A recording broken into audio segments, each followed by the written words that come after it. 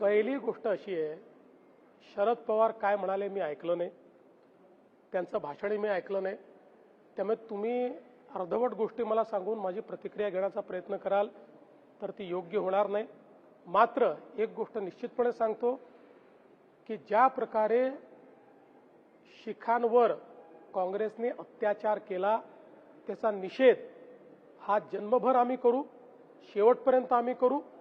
ज्या प्रकारे कत्लेआम शिखांचा या दिल्लीमध्ये, पंजाबमध्ये आणि संपूर्ण भारतामध्ये काँग्रेस पक्षाच्या नेतृत्वात झालेला आहे, हे सत्य आहे. हे सत्य कोणालाही विसरता येणार नाही.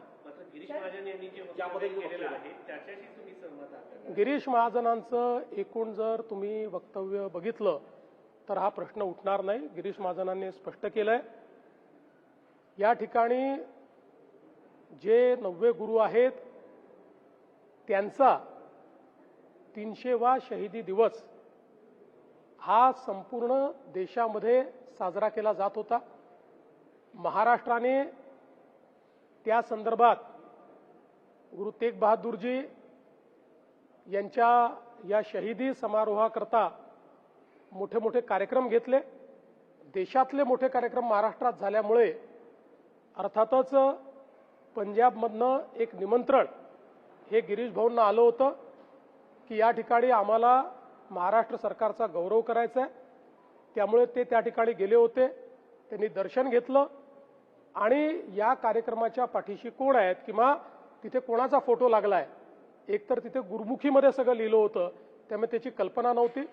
अतिशय थोडा वेळ गिरीश भाऊ त्या ठिकाणी होते आणि त्यांचं संपूर्ण भाषण जर आपण ऐकलं तर त्या ठिकाणी त्यांनी शीख समाजाचा गौरव केलेला आहे आणि भारताच्या वाटचालीत शीख समाजाचं योगदान, शीख समाजाला संपूर्णपणे मुख्यधारेमध्ये आणण्याकरता भारत सरकारने केलेलं योगदान आणि पंजाबमध्ये जे काही ड्रग्सचा वाढता प्रश्न आहे या संदर्भात त्यांनी कमेंट केलेला आहे. मला असं वाटतं की याला दुसऱ्या कुठल्याही पद्धतीनं बघण्याची गरज नाही. त्याच्या संदर्भात त्यांनी स्पष्टीकरण दिलंय. तुम्ही मला फिरवून फिरवून विचारलं तरी त्यांचं स्पष्टीकरण त्यांनी दिलंय. त्यापेक्षा जास्त स्पष्टीकरण मला देण्याची आवश्यकता वाटत नाही.